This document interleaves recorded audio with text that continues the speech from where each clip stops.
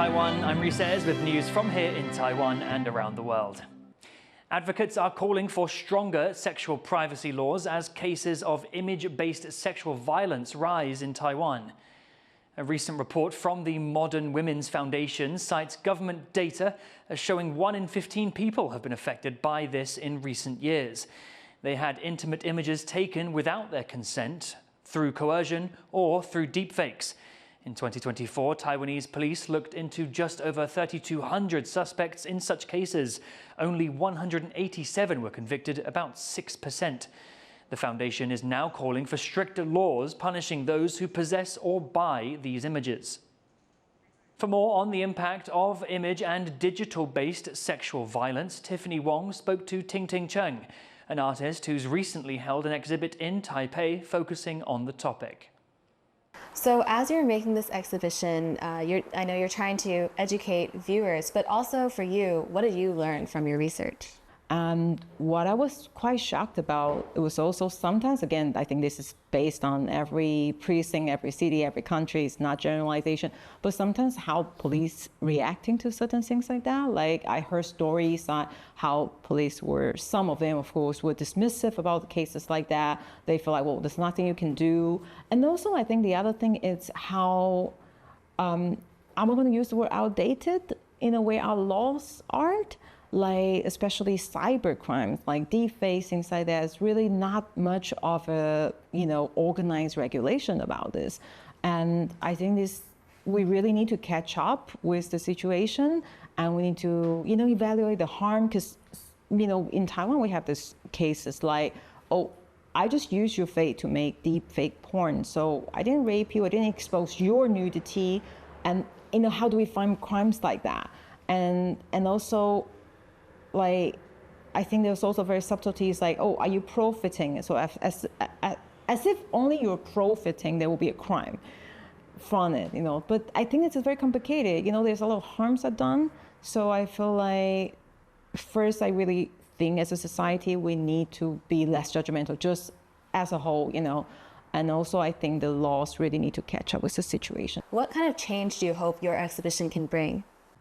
Sometimes I think I can be a bit pessimistic, I admit. Like, I think in a most ideal world, I really hope this work can reach to people who didn't know this area that well, who didn't think commenting on female or male celebrities' appearance, judging them, doubting their, if it's plastic surgery or not, or slut shaming people. I think to reach the one behind the person running the website and like change his or her, well, mostly his, let's be honest, like this behavior, I think it's really too utopian. That's not going to happen. But I really hope I can reach to people who think they are making, oh, it doesn't matter if I just click on this link to watch it. It doesn't matter. I just comment on this comment. They're celebrity. They should be used to attack. I think these people, I'm hoping, if the works can reach to them, to realize that, just sometimes have a second doubt before you do a certain action. And also just don't judge people who did. That was artist Ting Cheng. You can watch the full interview on Zoom In, Zoom Out at TaiwanPlus.com. Taiwan chip giant TSMC reported more than $25 billion of revenue for the first quarter of 2025, a more than 41% increase from the same period last year. The company reported $8.7 billion for the month of March alone. That's a 10% increase over the previous month and more than 46% higher than the same month last year. The firm will hold its quarterly shareholders meeting next week. US President Donald Trump has signed an executive order aimed at reviving domestic shipbuilding and countering China's dominance in the sector. The order directs US ports to begin charging $1 million or more in docking fees to Chinese-built or Chinese-flagged vessels. The proposal has been criticized by US importers and trade groups who warn the new fees could cause supply chain disruptions, inflation, and job losses. A recent report by the Center for Strategic and International Studies found that more than half of the world's ships are now built in China. Only 1/10 of 1% are built in the United States. Taiwan's east coast has been a major source of jade since prehistoric times. And while the boom days are long gone, one village there has visitors learning to appreciate this precious commodity in a hands-on way. John Van Trieste reports. For more than 50 years, Jiang Jinyuan has been cutting, carving, sanding, and polishing the special jade from the mountains near his home in eastern Taiwan. He's part of a tradition that goes back to the area's prehistory. And despite the collapse of his hometown's trade in the precious gemstone, his workshop has managed to hold on.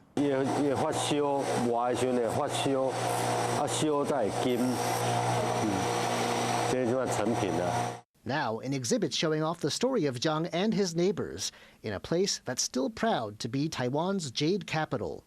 It's the black dots against a deep green that are the telltale sign of Fengtian jade, named for Fengtian village in Hualien County. Zinc, chromium, and iron mixed into the rock give it its special spotted look. And while only rediscovered and named after a 1956 survey, it's been prized for a very long time. Fengtian jade artifacts have shown up at more than 100 prehistoric sites across Taiwan, and it's even been dug up abroad, hinting at the flow of ancient trade. 丰田玉没有到日本，那丰田玉也没有到福建、广东，就是到越南、菲律宾或是婆罗洲。 But it was in the 1960s, shortly after the geologists found it, that the area saw a true jade boom. Those who remember it say everyone wanted a piece of Fengtian jade, even in places where it had once been unknown. 外销日本啊，不管大理石也好，风电叶也好，伊甲这石头相关的哦，迄当然是发展咱这个产业蓬勃发展。 And by coincidence, a ready labor force was already on the ground, ready to feed the jade market. The government had just given farmland in the area to retired military men who'd fled to Taiwan from China after the Civil War there. But the area wasn't fertile, and farming was a bust. The whine of polishing machines grinding on stone soon filled local streets as jade finishing workshops multiplied.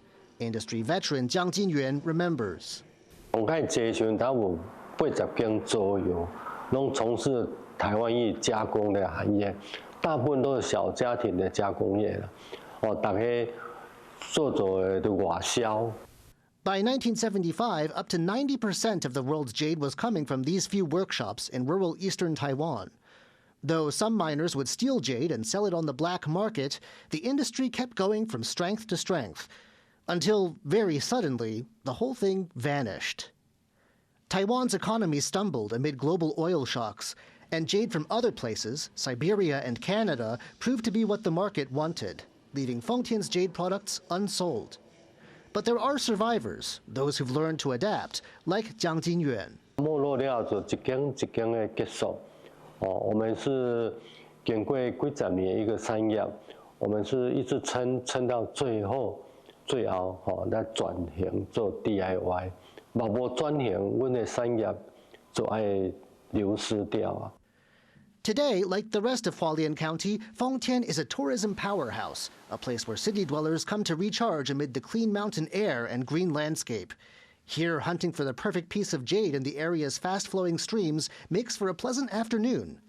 And plenty of visitors discover the joys of making their own jade ornaments too, as once professional workshops open their doors to those looking for a unique DIY experience.